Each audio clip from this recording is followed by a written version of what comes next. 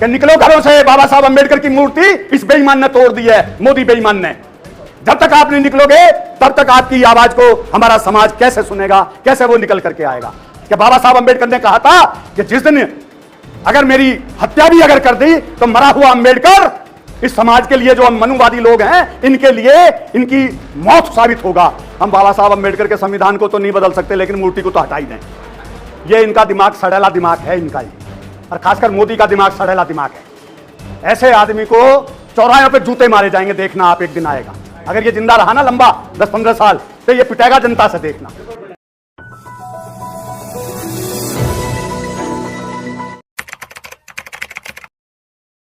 दिया इन्हें दिख रहा है कि बीजेपी वालों को क्या हम हार रहे हैं चुनाव, हम बाबा साहब अंबेडकर के संविधान को तो नहीं बदल सकते, लेकिन मूर्ति को तो हटा ही दें।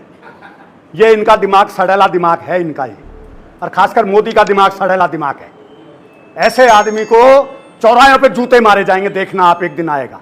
अगर ये जिंदा रहा ना लंबा 10-15 साल तो ये पिटेगा जनता से, देखना। हाँ, इसकी मूर्ति तोड़ी जाएंगे अगर ये कहीं लगाएगा तो, और जो जो इन्होंने किया उसको सबको उधेड़ा जाएगा। ये जनता जो है, ये 30% आबादी में हम बैठे हुए हैं, 30% आबादी का अधिकार है हमारे बीच में, हम सबके पास में।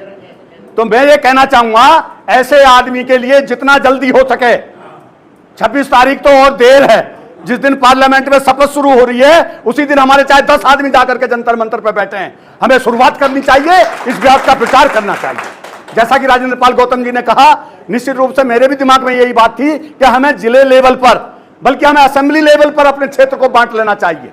हमारे 13-14 तो एमएलए रहे हैं कांग्रेस, उसके असेंबली में एससी विभाग, एससी समाज के, उन विधायकों को पकड़ा जाए, उनके माध्यम से बैठक की जाए, उनको जिम्मेदारी लगाई जाए।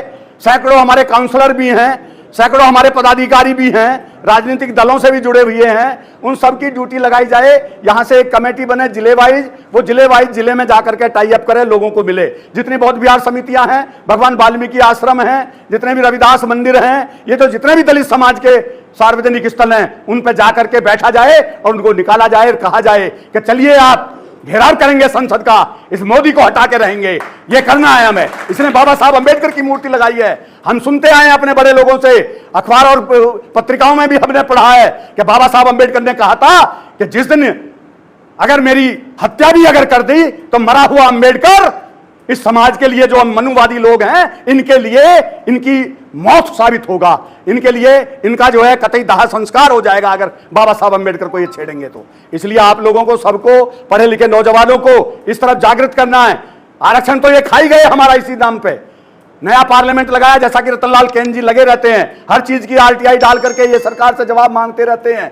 पार्लियामेंट का जितना भी डिबेट थी, संसद भवन में जितनी भी संविधान सभा की डिबेट थी, मैं समझता हूं सबको इन्होंने निकलवाया वहां से ओरिजिनल कॉपी, इन्होंने आरटीआई डाल करके। ऐसे महापुरुषों का मैं नमन करता हूं, इनके कार्य को, इनको मैं अपने श्रद्धा पूर्वक इनका मैं धन्यवाद करता हूं। और मैं ये कहना चाहूंगा कि हम सब लोग आए हुए हैं और अपने अपने क्षेत्र की जिम्मेदारी, अपने अपने यहाँ से जिम्मेदारी लेकर के आए। अगर हम पहले दिन 100-100 आदमी भी लेके आएंगे, हमने अपने, जैसे ही हमने पढ़ा सुना, हमने अपने यहाँ पर जसवंत सिंह जी आए हुए हैं, ये प्रज्ञा बौद्ध विहार समिति के हेड हैं डल्लूपुरा गांव से, और हमारे पुराने भारतीय बौद्ध महासभा पटपरगंज क्षेत्र के अध्यक्ष रह चुके हैं, और समाज के हर काम में आगे बढ़ करके जितना भी राइटिंग वर्क होता है सब में ये सहयोग करते रहे हैं। समाज को अग्रज लोगों में से एक हैं ये, हमारी उधर कॉन्स्टिट्यूएंसी के, हमारे मतलब यमुना पार से।